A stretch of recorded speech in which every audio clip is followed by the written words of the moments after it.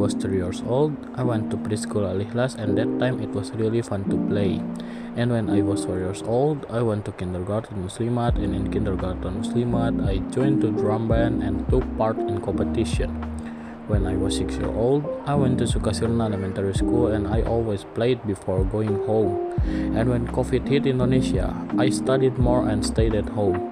And in the midst of COVID, Sumedang's condition began to improve, and I started cycling and playing more often. And that time, I often went to bicycle track. And when I entered junior high school, it was not easy. There were many processes that had to be gone through. And I also participate in basketball extracurriculars, and I participate in competition quite often until now. Stories from childhood to now. When I was 4 years old, I went to Kartika Kindergarten. That was first time I learned to read and write.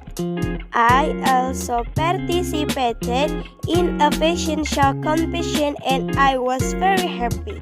Since I was little, my mother and father taught me to always reset the Quran every afternoon. Then when I was 6 years old, I continued my school. I went to Sukasirna Elementary School. Then after school, I always did homework with my mother. And after that, I went to play. When COVID hit Indonesia, I studied more and always stayed at home. Then in the midst of a pandemic, conditions around me started to improve, and I started playing more often. But I don't forget about learning and always pray to Allah that COVID will go away quickly. Then when I entered junior high school, there were many obstacles that were not easy. There were many processes that I had to go through.